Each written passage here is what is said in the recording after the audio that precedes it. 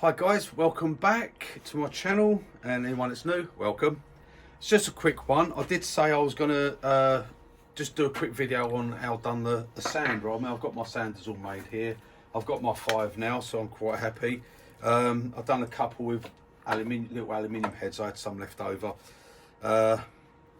So I've made these up, just done them at the angle. The head slip here, the Hope ones, they fit. Anyone that's got 6mm shank will fit in them. And there you go.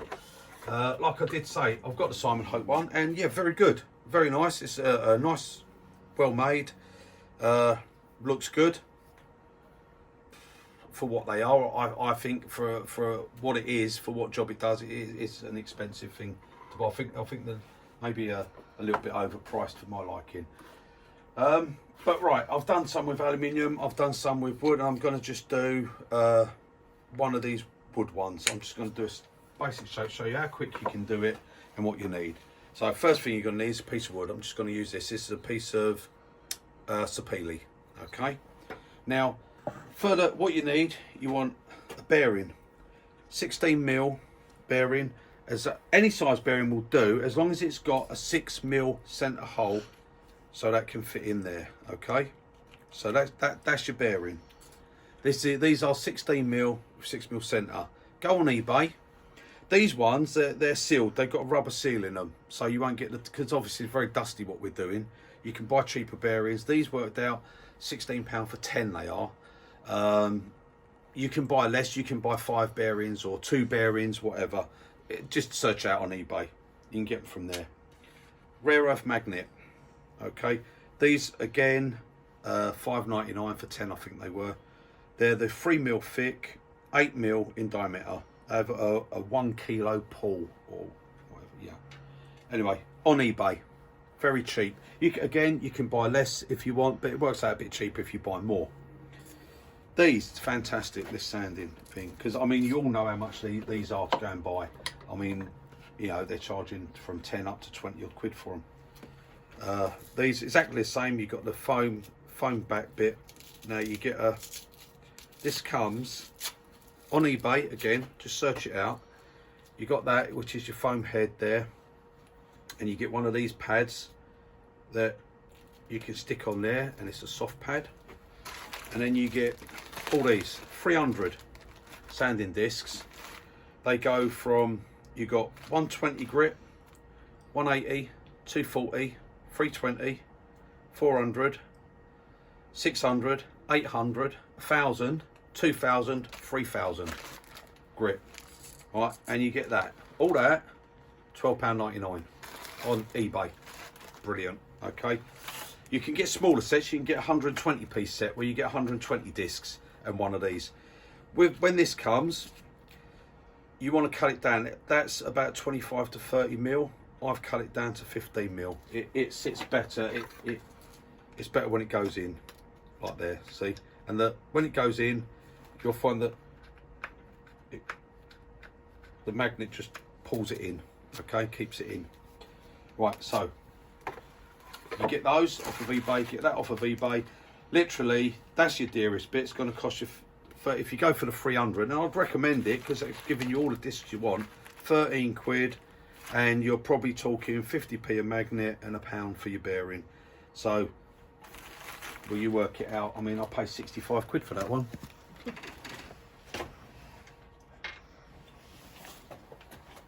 So, not knocking it. I'm not knocking the workshop. Yeah, lovely bit of kit. I just think a little bit expensive. We're in very much danger of overpricing things, and soon no one's going to be able to afford to buy anything. And this is going to go exactly the same as the fishing tackle shops. Any of you that are fishermen out there, where's all your fishing tackle shops gone? Gone. Outprice themselves. China come in, totally floods the market. Now all the tackle shops are closing because no one will buy it. Same with the wood turning stuff. You all know it. You go on eBay, look, it's flooded, all from China. It's so cheap. And it's not all crap. To be honest, it's not all crap. There's some good stuff out there. I've just noticed I've got some real crap talking about it on my tool rest there. Look at that. That's as mucky as anything. I'm gonna have to clean that off. Sorry guys, I'm not waffling. I've just I just noticed I've got something stuck on my tool rest. Right, okay, let's get back to this. So, first thing we need to do, find our centres on our piece of wood. Important. Right, I've done a little cross on there. So, get our centre, like so. Right, so we've got our centre on there. Now what we want to do is we want to work out the angle we've got. You can make loads of all different angles, but if you go like this, so yeah, it's adjustable. And there's things on eBay, on YouTube, if you want to make an adjustable one, shows you how to do it. Me, I was very lucky. When I was born, God gave me an adjuster. It's that. Okay, I can adjust the angle I want. So I will never ever adjust that. That will stay like that. If I want a little bit that way, I'll go that way. If I want a bit that way, I'll do that. Like I said, that's genius, man. Brilliant invention, that. How much does it cost? Free. That comes free. And as long as you keep it well exercised, guys, keep it well exercised, it'll always stay good. Right. Yeah. So I want. So that's sort of, that angle works, you know. And when you get that works out. An angle as a cut, that would be about 60 degrees cut if you was going to cut it on your chop saw or something like that. Cut it on your chop saw, do it on your bandsaw. If you ain't got any of that, you've got a lathe, sand it. If you've got your sanding discs, I'll just take that off quickly. I always say it, these are absolutely brilliant. RGD tools, okay? Direct drive, put it on there. That you get, comes with step center. You get 3 sizes of, these are, I'm advertising for people, aren't I? 3 sizes of these. You get that size, the big one. You get that one, your 4-prong, and you get your small one, and then you also get 3 sizes of your step center. So you get that one, all retractable points, even those ones retractable points. You get the big one there, and that one. So you'll get all 6, okay, plus a head that you can screw straight on. M33 and 1" 8" they do, and these just screw in. They're fantastic. They're all lined up. Lovely heavyweight piece of kit. That's 49 quid for all that. RGD tools, absolutely fantastic. I've had these for, must be 8-9 years now. I've been using these. Brilliant. Suit me perfect, because as you see, my lathe's next to the wall. I cannot get my knockout bar in the end of the lathe. And this is where I want my lathe. So for me to put these drives in, you know, I've got them here. If I stick that in there, when I've got to come and knock it up, I can't get my bar in. So they're not really a lot good to me now. So one of these, absolutely brilliant. And the good thing with them, and I'm going to wrap it on, is when you've got your chuck, if you don't want to have to be using that all the time, when you, let's put that on there for a second. Say I want to make a quick, do something quick, and I want a big step center like that. It's got a lip there, just on that edge. Pop that in there. Right, you just tighten that down. There you go. Tighten that. There it is in your chuck. All runs true, runs perfect, it's lovely. And there you go. You've got a massive step center. You can pop it in there. You've got 3 sizes of that, and you've got 3 sizes of your 4 drive. So if you're doing like your live edge bowls and stuff like that, that'll get in, that'll give you a good grip. Okay. So anyway, there you go. That's advertising for them. You just have to tell them to put a check in the post on that one. No, very good stuff actually. Is drive centers and stuff like that. Half the price of these other places. Absolutely brilliant, I tell you. I mean, come on, lads, but we've got people out here. These shops need to realise there's people here that are frightened. They're not going to even be able to put their heating on this year, and the prices of tools is just going absolutely ridiculous. It really is. So they're just outpricing themselves, and they're all going to be crying soon. Right, okay. What I want to do first off is just find the centre of here for when I have to drill. Pencils, someone's nicked all the points on my pencil.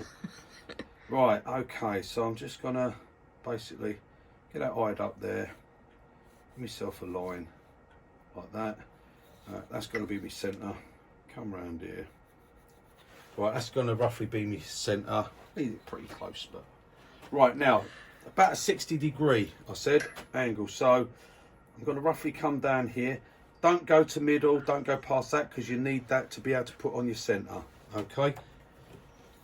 Right, I'm just going to do it on the sanding pad. I'll turn it down a little bit. Right, all I need is to get this angle. Ain't got to be all straight. I just want a flat.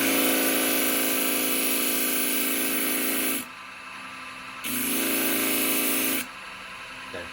That's all I want, is a flat, so I can drill. Okay. Don't try drilling on the edge there, because you're just going to slip and hurt yourself.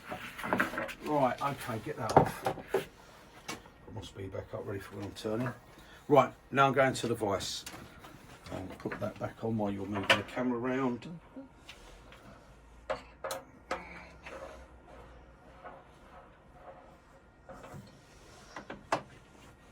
So, now what we want to do, I've moved my centre line, but I've still got it at the bottom there for myself, so we're just going to put our little centre line there.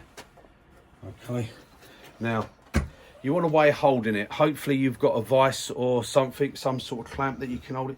Don't try doing it on your, I've seen people do it on your lap and on the, if you haven't got anything, you know, safety comes first, guys. If you haven't got anything to hold it, get the wife to come in and hold it. Because she will feel needed, she will feel appreciated. You tell her you couldn't have done it without her. Make her happy. If you do happen to slip, and the driller finger or something, you tell us because she wasn't holding it properly. Okay, but you'll stay safe. That's the main important thing.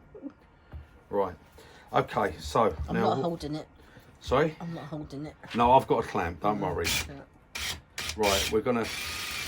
Right now, I've put a tiny little hole in. I should have spoke about it. Right. I'm using a Foster bit. It's actually a sawtooth bit. This, so you can use a Foster bit, but you're going into side grain, so it won't hurt.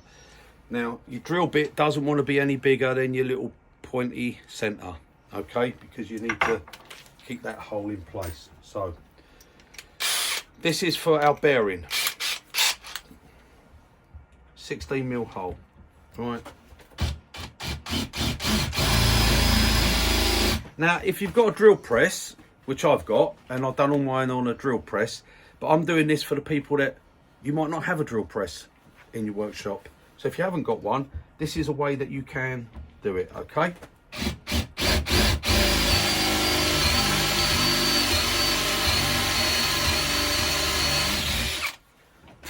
Right, I'm gonna go just a fraction. That's it. Don't need it too deep. The bearing is only 4mm, about 4mm thick, 4 or 5mm, so that's it. Right, now you want an 8mm, which is for our magnet, okay? So we want an 8mm hole for that.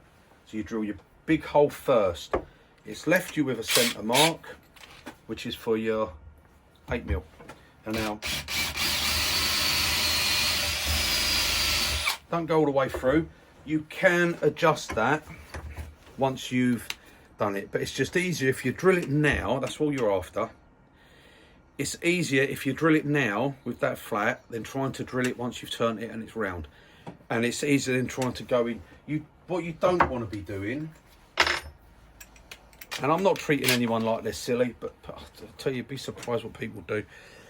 Don't try drilling it like that, okay, with the flat, because you're just going to skid around.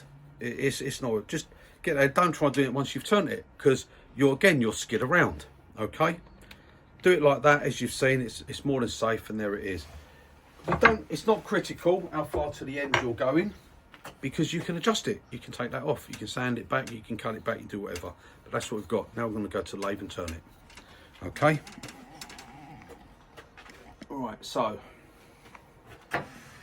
we've got our centres, and this is why when you sand, don't come in too far. Don't sand too much of this away, because you won't get a hold on your centre. So we come in there. Right, we've got our angle there of what our drill's set at. Now then, what we'd do, I would, for mine, I just got me roughing gouging down like that, get it done.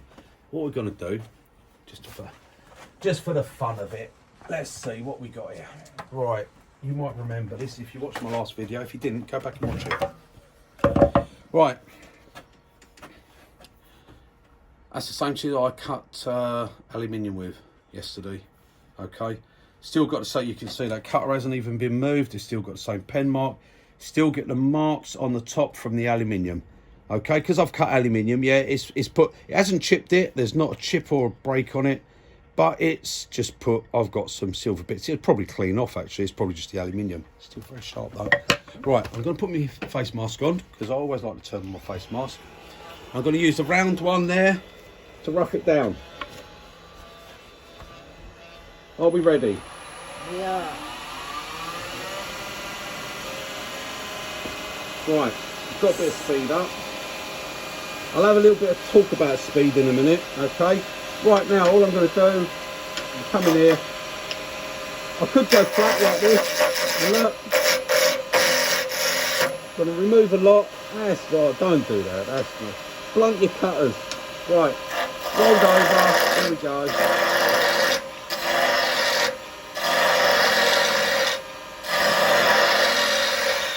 So you can move wood fast with it, as long as you roll it over. Oh, slip. And this is sapele, so it's quite a hard wood.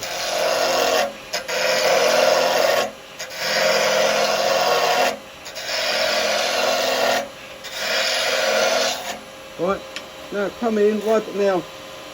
I have a bit of trouble, I'm going to come up here and start. Ride my bevel. I'm now coming up to where my finished cuts are going to be, so I want to start riding my bevel, see?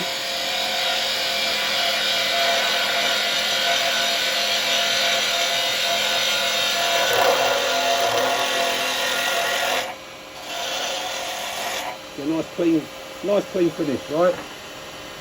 Now I end up having a bit of a problem because I've got a wall here. To carry on going right-handed, I get a bit tight, so I just switch over to my left hand. Makes it easier for me. You can just go that way if you want and come down this side, okay? But I find it just easier to just turn it around and come this way. Still got quite a bit of wood to remove.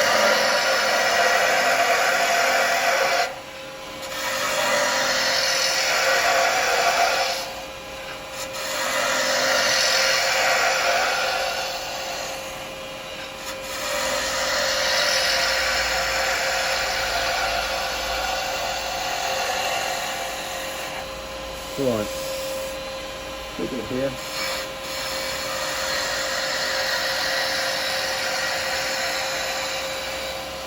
There we go. Now what I'm going to do on the end, just for this time, I'm just going to roll it. Roll it round.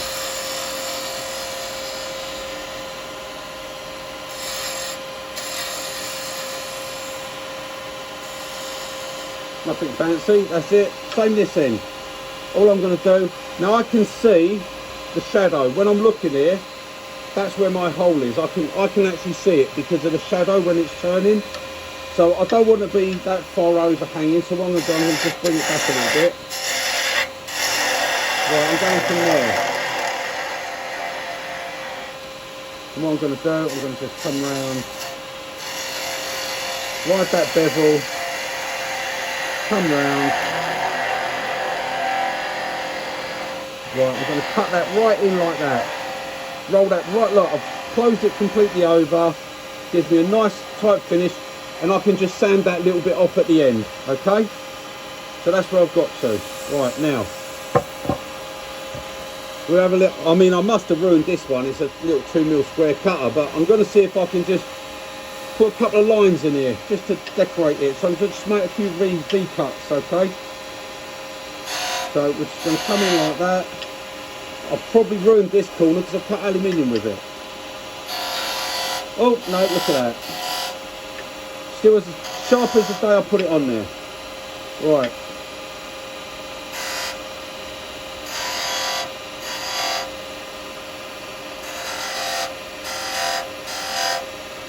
Right, I'm going to put another one about here. It's just to play about, you know, just decorate it a little bit. It's your tool handle, do whatever you want with it. You want to roll a little bead or something, roll a little bead and put it in there. Right, there we go now. I haven't sanded it, let's have a look and see what finish we've got. Well, there you go. Now, personally on a tool handle, you don't want something all shiny and slippery, but that's what we've got, okay? And there you go, there's our little hole there, all right? So our magnet's going to fit in. So that's our handle, and we're just going to go for that shape. So what I'm going to do now, I'm going to give it a little quick sand, and just to show, I'm going to use the sander I've made. Okay, there we go. So as soon as you touch in the middle like that, it just stays still. Come in on one side, it starts spinning. Okay, you can go both sides. There we go. Look. Now I've purposely not put the dust extractor on, just so you can see that is sanding. Okay, I'll come round here.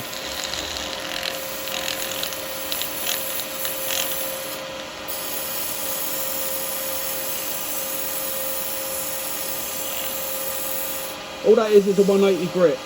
There you go. That's done. Right, we're going to put a little bit of sanding sealer on it.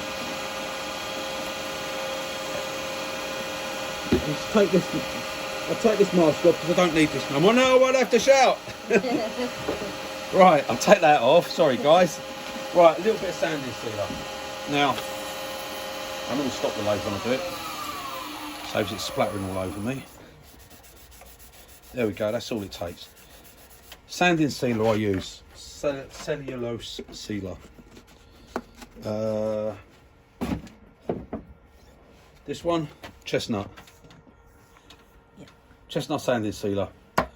21 quid a tin, but that's for a litre. Okay, so I'll get that, and then what I have is a litre of cellulose thinner. That's £18.70. Do a 50-50 mix, so you get 2 litres out of it. Okay, it lasts for a long time, and it's a really good sanding sealer. I mean, that's dry already. Now I would normally, for that, I'd just have a handful of shavings and burnish it with that, but I haven't got any shavings here. I've only got a bit of dust stuff. So what I'm going to use, I've got these thin sanding pads are good for it. That's it, done. But if you was lucky enough to get it from Lidl's, they was doing all these sanding pad things. They are, that's denibbed it, knocked it back, that's all it took. And now just to handle beeswax. Well, this is actually Canuba wax, and Canuba wax and beeswax mixed. Again, don't buy it from your turning shops. Go on eBay, put in beeswax or put in Canuba wax, and it'll come up. I got these £32 for 64 blocks. Okay, 50p a block. You go in the wood turning shops, you know yourself, I think you get 2 sticks for what is it, 12 quid, 15 quid? So there you go. Sorry shops if I'm doing you out of a tray, but bring your prices down. Make it affordable for people.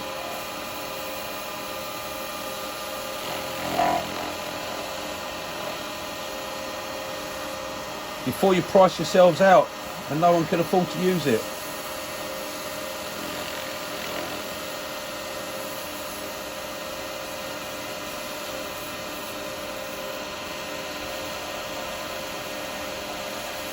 Right, there you go.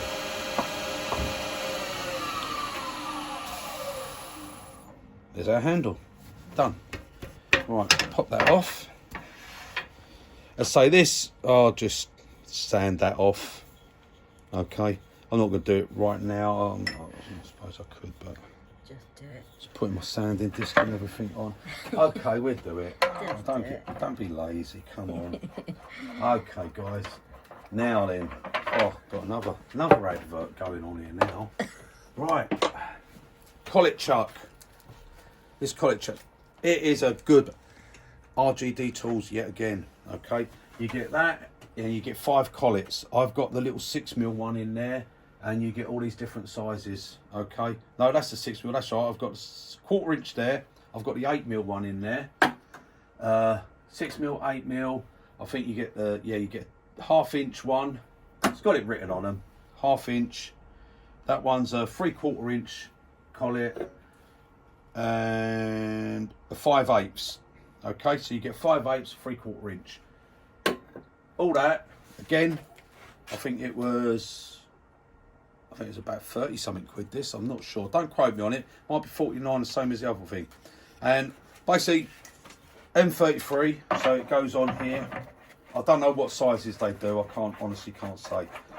I basically just have it for this little another little sanding pad I got. Yeah, that. Again, another I'm not sure actually where this one come from. I think that might have been come from Axminster. I'm not sure. Yeah. So, and I just keep it for that, and I keep that one in there, so you can put it in, tighten up, and that's it. Spin it up. Something's knocking somewhere. I don't know what was knocking then. I've obviously got something somewhere. Right. Now we just use that to sand that down.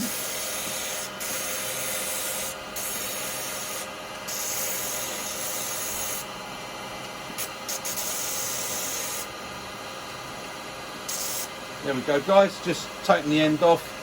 I'm not even going to bother about that end. Like I said, it's not a pretty it's a tool. Oh, that's what it was knocking. Look, that weren't tight. I didn't tighten it. So it was knocking as I started it up. That was all. No, nothing wrong. Right, yeah. So another good buy. You buy them in some of these shops, they charge you over 150 quid for something like that. I'll tell you, ridiculous. Right. Now then, this actually, you can make one of these in literally under 10 minutes, like 5 minutes. But if you waffle on, it'll take you all bloody day. Right, okay, guys, let's get back here. And what we're going to do now, right, I've got my hole down there. I'm just going to check that for my bearing. Yeah, look, that bearing fits in there, lovely, straight in there. Just put it in now, so I'll try and get it back out. There we go, easy stuff. Right, what I'm going to do for this one, I'm just going to use a bit of super glue. I epoxied those ones in, but you don't have to. Peter was asking me whether you can use super. Yeah, you can use super glue, mate. No problem. Just put a little drop in the bottom there. Let it go down. Find your rare earth magnet, which is there. Actually, I think Peter's just said thank you. Pop your message. Pop your magnet in. Pop your magnet in. Push it down. Right. Right, that's my magnet all the way down into the bottom. Now, a little bit of glue. Don't get glue on the centre of your bearing because it don't turn. I don't know why. But I can guarantee it won't turn. Right, a little bit of super glue there. Pop your bearing in. Hey presto. Done. Right, we'll just hold that for a second. So I include my hand to it. Honest, Dave. And that's the end of the programme for today. Right. No, we're okay. Right, there we go, guys. That's going to take literally a couple of seconds to go off. While that's going off, what am I going to do? I'm going to put this little piece of wood just on my lathe here.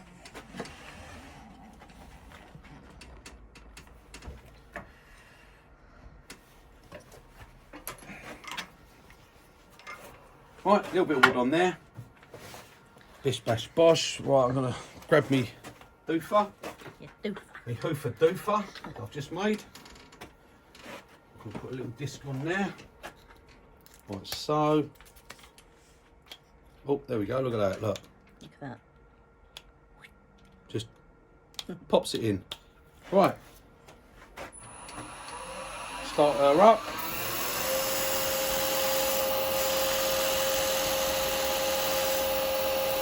Right, and there we go, guys. Before I kill myself with dust, I'm going to stop that. That's how it works, okay? You've seen what it takes, a few minutes, literally a couple of quid, okay? So there you go. Now, as I said, I'm not knocking anyone's tools. I bought one, you know. But you Very wanted nice. 5. But I wanted more. I wanted more than one. That's the Pope one. There you go, look. That works like that. Works well. Very nice, yep. Does that. But that one works as well. And when you put, as long as you put that 6mm bearing in, you can take this. If you've got the Hope ones, take that, put that in. There you go. You can kill yourself with either one. There you go. And like I say, for doing different, I mean, you know, if you're going to do hollow forms and things or whatever, you can make yourself a nice long handled thin one. Do it nice and thin. Just get the bearing in. Get the bearing in the end if you want. Put it in. Go round. Go round. You all have bits of wood bearings. I mean, buy 10. Buy 10 for 16 quid. Buy 10 magnets. Make yourself 10 different shaped ones. All different shapes. Do whatever bowls you want. There you go. Hope you found it interesting, guys. Okay. And if it's been a bit, there is something I want to speak about actually a little bit. Quite important. Speed. Okay, speed of turning. Like I always say, turn as fast as you can. But that's as fast as you can, as fast as the wood allows, your ability allows. Okay. Now, Paul, you was hollering at 4,080 RPM, and you wondered why you got a bit of vibration. So at that speed, you're getting near G forces, let alone centrifugal forces. That's nice on a spindle. Now, something like that, yes, I would quite happily do that, and you get a lovely finish, and it'd be nice. But at the same time, when you're riding your bevel and stuff, you've got to be careful because you can overheat. You can overheat the tool, overheat the wood. So you got to take things out of it. Every piece is different. You know, I could have that piece of wood. I could have 2 pieces like that. One piece of turn, fine. Do it 2,000, 3,000 RPM. Another piece, be rattling that. And yeah, it's when I say get things in balance, that doesn't mean round. It means balance. Because a piece of wood, you'll notice sometimes you'll put a bolt blank on and you'll turn it, and it will turn and then it will come and it will do that because it's more weighty at one side. That's the balance you got to be careful of. A piece of wood can be different weights either side. It's like your wheels on your car. You know, you get up to 60 mile an hour and your steering wheel starts doing like that. It's because you're balancing. Some little shit's nicked the lead off your wheels, hasn't he? So you go in and they put a couple of little bits of lead on one side of your wheel, balances it up, no wobble. It's the same with a lathe. When that's going, that's the balance you've got to get, not round. Just because it's round, it doesn't mean it's in balance. Okay? The wobble comes, it's the weight of everything. It's getting everything in balance, everything to run through. So, as I said, for spindle turning, speed is fine. Yeah, the faster it gives, you get a nice finish. You get lovely smooth finishes on it, and it helps the tools. And carbide works better at speed. I've always said the faster you can turn, the better the finish with a carbide tool. But within reason. Bowls, I'll turn them as fast as I can get away with, is what I'd say. A lot of the time, once I've got it in balance and I'm hollowing, I'll get it up, get the speed up, 2,000, 2,500 RPM. That's about maximum. Maximum for bowls would be about 2.5, if I can get to that. A lot of the time you can't get up to that, it'd be 1,800, something like that. But because of the diameter, you've got to remember, it'll be turning faster here than it is here. So the smaller the item, the faster you can turn it. And the faster you want to turn it. The bigger, the so, because although, you know, it may be turning 1,500 there, but it's not turning 1,500 out here, okay? And that's what you got to remember. But as you get thinner on the bowl, you're going to get vibration because the bowl's going to move as you're working it. You know, like I said the other day, when you're pushing in, if you could actually slow it, get it in that slow motion, and get it, you'd actually see how much that moves and how the shape changes, and the piece will move as well. As you take the guts out the middle, it will move, it will warp. Sometimes you need to come back and take another skim around the outside because it's changed its shape. But that's basically it. Speed is it's so hard to say. You can never give a speed. What was good on one piece, exactly the same. You could turn a piece of cherry or a piece of oak or a piece of whatever, you know, nice piece of beech or something, you have 2 pieces, identical sizes. One piece you'll get up to 2,000, 2,500 RPM. The other piece you can't get over 1,500 because it start wobbling. It's just the pieces, just the wood. Wood is wood. It's all different. That's the fascination of it. That's what makes it so nice. I say, in 30 years of turning, I've never turned 2 pieces of wood the same. Even if it comes from the same piece of tree. Same bit of the same branch. Yeah. Every bit of wood is different. Every grain pattern is different. There's no 2 grain patterns on wood that are the same. Every one is different, and that's the fascination of it. So there you go. Right, that's about it, I think. Yeah. So I'm going to do a bit on bowls and stuff, and a little bit on the traditionals, and a little bit on sharpening. If people are interested, it's only my opinion on sharpening. You know, like I said, I like CBM wheels, and for me, the slower on a grind. My sharpening system, as I said, I made it myself because I couldn't buy one. I made it up. I use CBM wheels. I made special arbors for them so I can use them.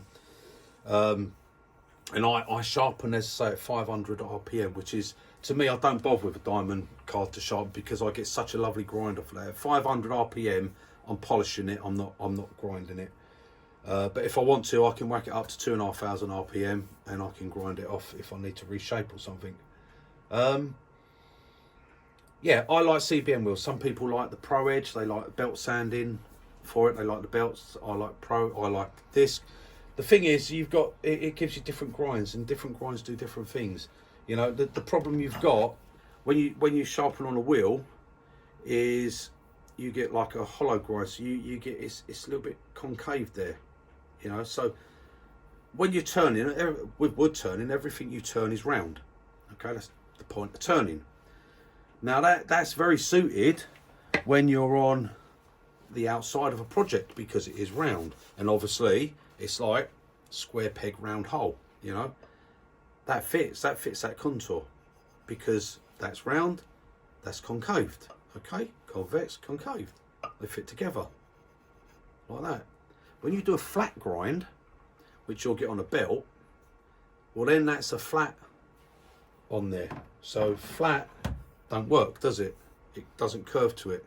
So when you ride that way, you've got a flat, you're going to be on tip or on heel. You can't ride the whole bevel on a curve. But it's the same when you come to the inside of a bowl. And when you're hollowing, you got the same thing. Because you're going inside, and because the curve goes the other way, that way, if you imagine it, this goes this way, and the bowl is going that way. So when that comes in, there's no way you can rub that complete bevel. You'll be on tip and heel, and you'll have that gap in the middle. And that's no different if you've got a flat grind, because you'll have tip and heel. You can't get the whole grind because of the way the bowl is curving. Okay, so that's where you come to use wings, and you find certain spots. It's what makes that carbide chisel so good. I mean, you get used to it. It's not a can't do. It's whatever you prefer and what you get used to turning with. You'll learn your grinds. Ideally, a flat would be better. A flat grind would be better on the inside of the bowl, and a hollow grind or a concave grind would be better on the outside of a bowl. And that's where smaller, the bigger the wheel, the better, because you get that less. It's a bit of a less effect. But ideally, what you'd want for a bowl inside is for it to go the other way. Okay, you'd actually like your grind to go that way. Now, some people do it, and you can do it by you give your tool a little roll, and that pops it over. I solved my problem by putting if I've got it on this tool, no, that one hasn't got it, but I do have it on this one. I solved the problem by putting a second bevel on. So I'll do a second grind. So I've got my grind there, and then I put a relief bevel. So when I come around, this one is for hollowing. See, I don't use this one.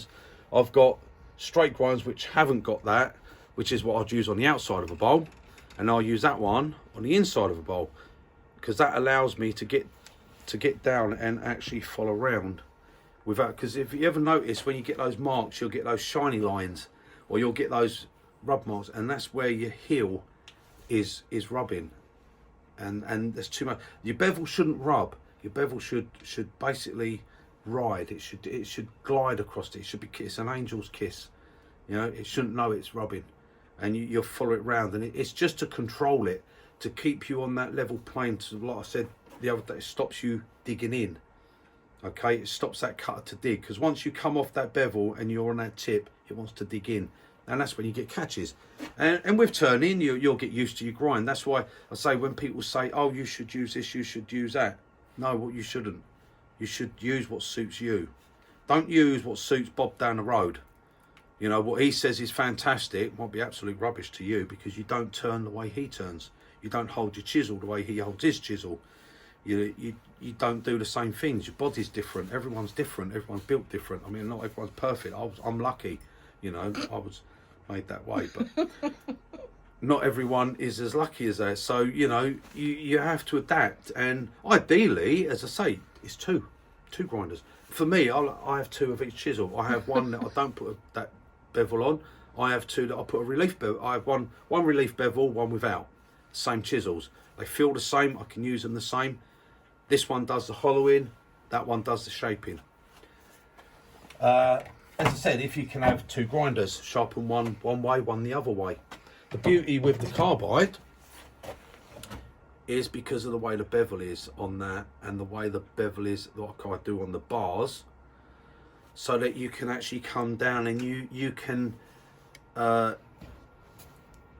get it good for, it works for outside of bowls and it works for inside of bowls.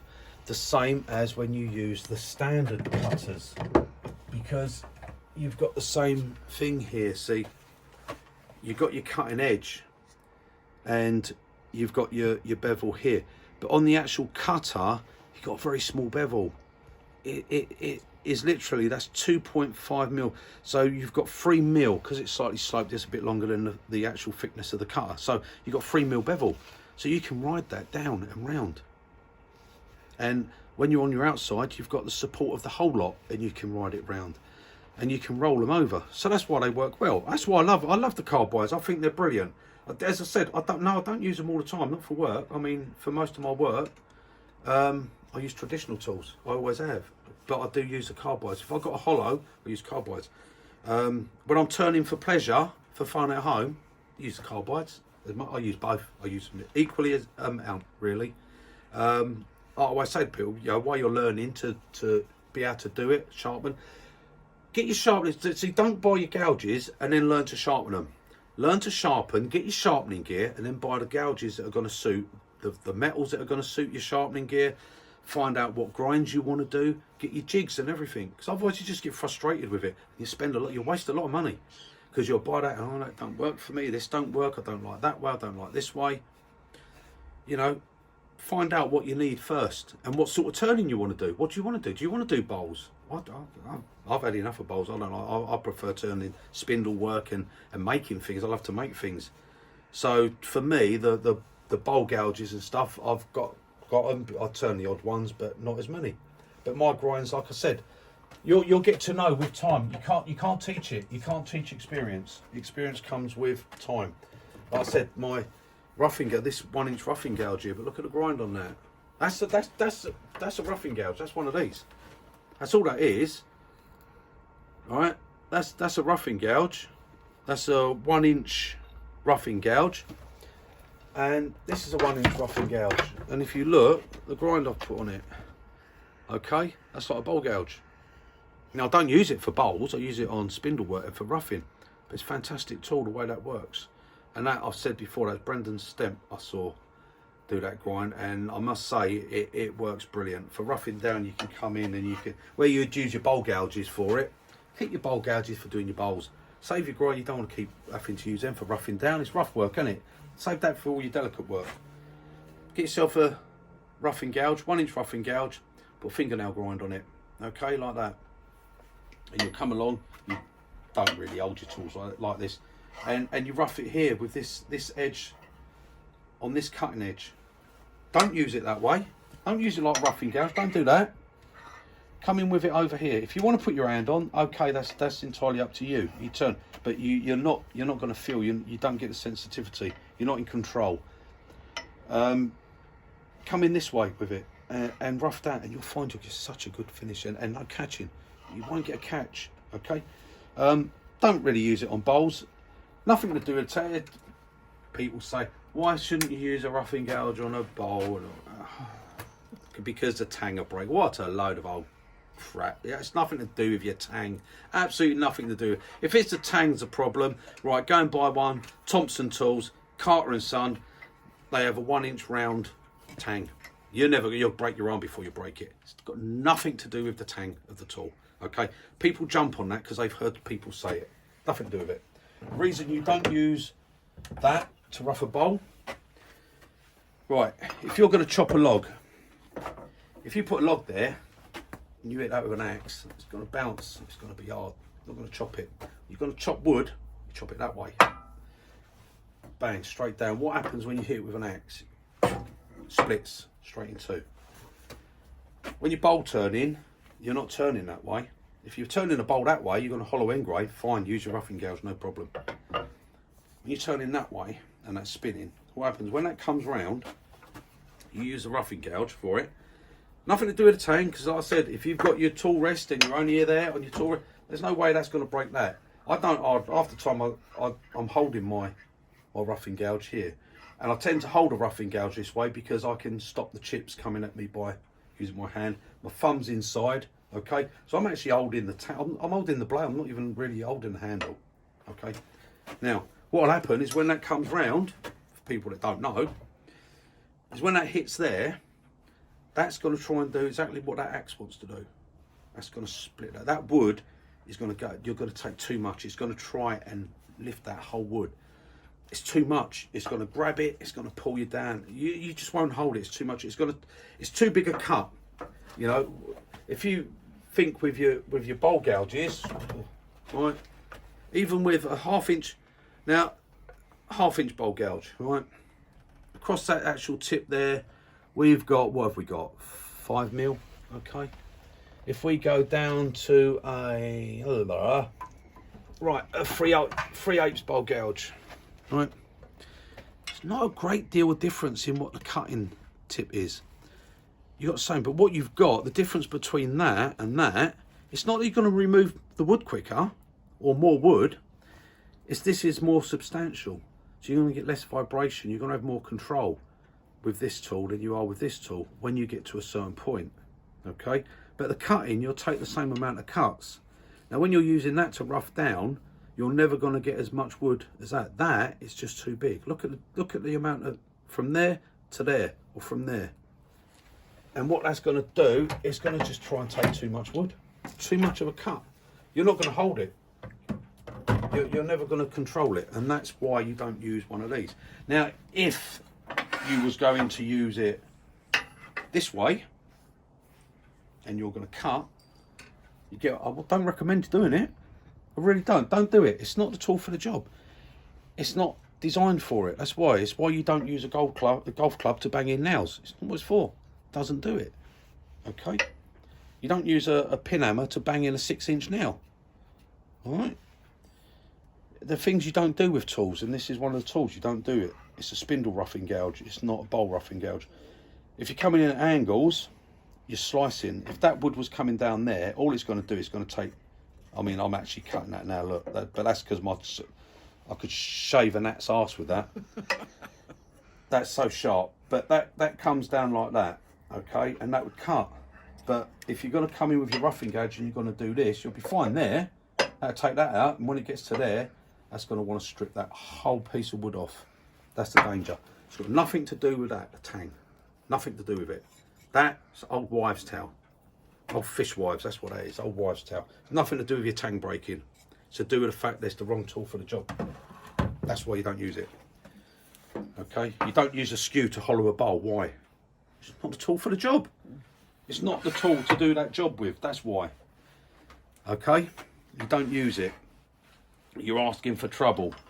Same with that. But the reason you don't use a roughing gouge to rough down a bowl is simply because it will take too much wood. It will try to lift that off. This you can do the same with your bowl gouge. If you put your bowl gouge in, you'd be the same. It's the danger with your carbide chisels. If you push them in flat, you're in danger of the same thing happening. that wants to chunk that whole lot of wood. It wants to split it, okay, because of the way the grains all going like this. So all you're going to do, it wants to throw that wood off. So that's why just come in at the sides, nibble around, nibble it, nibble it, nibble it. Small cuts, that's how you eat an elephant. Small bites. Same with that. Small cuts. That's how you get through it. Right, anyway. There you go. What was I actually... What was the video about? What am I going to title it? I don't know. Waffles? Yeah, more waffling. More waffling. Anyway, guys, thanks for joining me. If you haven't... You're lost. Well, you're not going to know, are you? So you're not missing nothing, really. You can't say you're missing because you ain't seen it. You ain't missed it because you don't know. But anyway, you that have joined me, thank you very much. I do appreciate it. If you haven't subscribed, it'd be nice if you did. If you could hit the like button or make a comment. If you've got a question, feel free, fire away. I'll answer anything I can answer. I'll give you an honest opinion. I'll give you my honest opinion. And I'll try to be on and help you in any way I can. Like I say, my channel's more for new. You turners know it all. Experience 50 years of turning. Skip by. You don't need to listen to me. You already know it all. But for the new turners, people that want to know, want to learn, save yourself a lot of going through different things to get to where you want to be. If I can help, I'll help. And that's all I want to do. So there you go. But have fun, enjoy your turning, stay safe. Don't forget, if you've got to drill something, get the wife to hold it. Right, and I'll catch you all later. Toodle pip, guys. Bye, guys.